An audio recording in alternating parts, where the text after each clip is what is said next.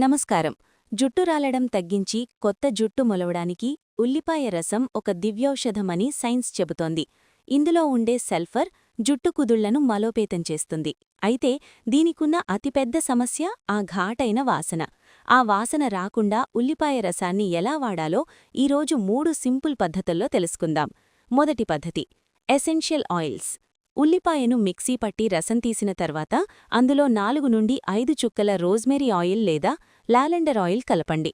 ఈ ఆయిల్స్ ఉల్లిపాయ వాసనను అణిచివేయడమే కాకుండా జుట్టు పెరుగుదలను రెట్టింపు చేస్తాయి. ఒకవేళ మీ దగ్గర ఇవి లేకపోతే కొద్దిగా నిమ్మరసం కలిపినా వాసన చాలా వరకు తగ్గుతుంది. రెండవ పద్ధతి, కొబ్బరి నూనె లేదా అలోవెరా జెల్. నేరుగా ఉల్లిపాయ రసాన్ని తలకు పట్టించడం వల్ల వాసన ఎక్కువగా వస్తుంది. దీనికి బదులుగా ఉల్లిపాయ రసంలో సమాన పరిమాణంలో కొబ్బరి నూనె లేదా తాజా అలోవెరా జెల్ కలపండి.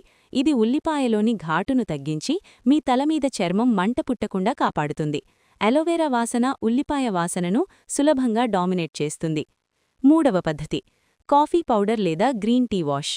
మీరు ఉల్లిపాయ రసాన్ని పట్టించి తలస్నానం చేసిన తర్వాత కూడా వాసన వస్తుంటే ఈ చిన్న చిట్కా పాటించండి. 1 కప్పు నీటిలో 1 స్పూన్ కాఫీ పొడి కలిపి ఆ నీటితో జుట్టును చివరిగా కడగండి. కాఫీకి ఉండే మంచి సువాసన ఉల్లిపాయ వాసనను పూర్తిగా పోగొడుతుంది. అలాగే గ్రీన్ టీతో జుట్టును కడిగినా కూడా మంచి ఫలితం ఉంటుంది. ఉల్లిపాయ రసాన్ని ఎలా పట్టించాలి? రసాన్ని తీసిన వెంటనే వాడుకోవాలి. నిల్వ ఉంచితే వాసన మరింత పెరుగుతుంది. కేవలం కుదుళ్లకు మాత్రమే దూదితో అంటే కాటన్ బాల్తో అప్లై చేయండి. 30 నిమిషాల కంటే ఎక్కువసేపు ఉంచవద్దు. తర్వాత ఏదైనా మైల్డ్ షాంపూతో తలస్నానం చేయండి.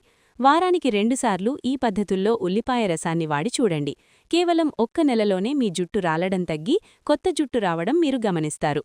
ఆ వాసనకు భయపడి ఈ అద్భుతమైన ఇంటి చిట్కాను వదులుకోకండి. ఈ వీడియో మీకు నచ్చితే లైక్ చేయండి మరియు షేర్ చేయండి. మరిన్ని హెయిర్ కేర్ టిప్స్ కోసం మా ఛానల్ని ఇప్పుడే సబ్స్క్రైబ్